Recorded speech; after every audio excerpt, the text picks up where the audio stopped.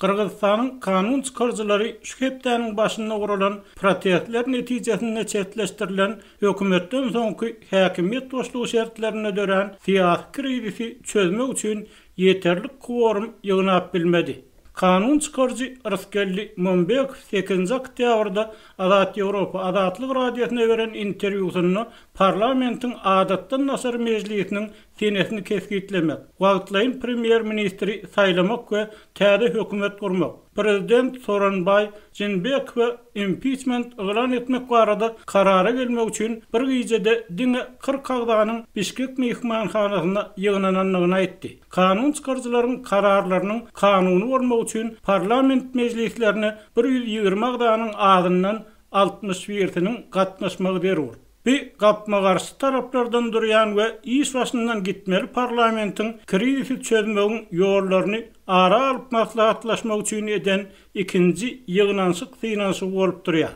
Beýleki bir kanun çykarjy Elwira Surabaldiýewa Azatlyk radiosyna beren interwýusyny bir topar kanun çykarjynyň odalky spiker Dastan Jumabekow protestler arasynda işden çekilenden soň elan edilen wagtlaýyn spiker Maktubek Abdullahyň tarapdarlarynyň Jeenbekowyň impeachment edilmegini gün tertibine giýermekden ýülegürenligini aýtdy.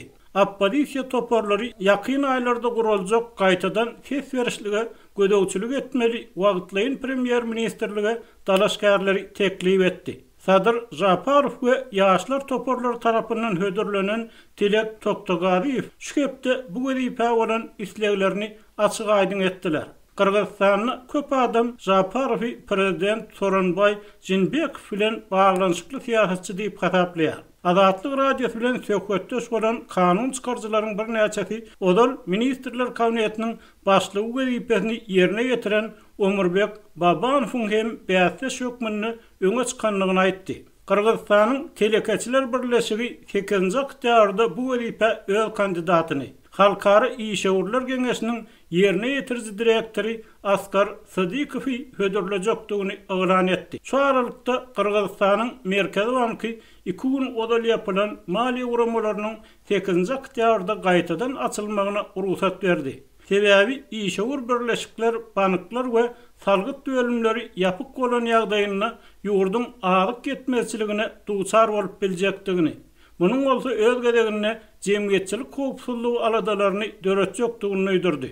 4 oktýabrda geçirilen parlament saýlawlaryna hökümetçi partiýalaryň ýeňiji bolanlygy elan edildi. Emma oppozisiýa partiýalary onuň netijelerini kabul etmekden boyun gaçyrdy we soňra köpçüliklerin gurulan protestler netijesinde Merkez Saýlaw Komissiýasy odalky elan eden resmi netijelerini ýatyrmak kararyny berdi. Soronbay Jeenbekow hökümetiň çetleşdirilmegine getiren protestler başlary bäri jemgyýetçilikde görünmeýär.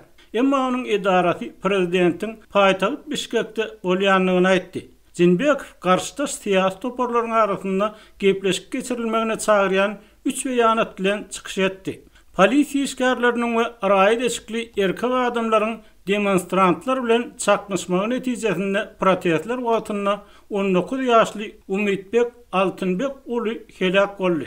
Tolgunçuklar üle çıkandan bäri geçen ýylda 1000den gowrak adam medisina kömegini aldy. Altynbek uly 8 oktýabrda dogduk mekany batken tewtini topraga berildi. Protest wagtynda odal suwt jogapkärçiligine çekilen öňkü ýokary derejeli resmiýleriň bir näçesi şol sanyny korrupsiýa aýplamalaryny aýplanan öňkü prezident Almazbek Atambaýew türmeden boşadyldy. Oppozisiýa kandidaty hökmünni saýlawlara gatnaşan we şu hepde içeri işler ministri wezipesini ýerine ýetirmäge girişen Kursan Asanow 8 oktýabrda öňkü hökümet işgärleriniň türmeden boşadylmagynyň kanunylygy meselesiniň täze hökümet gurulandan soň çözüljekdigini aýtdy.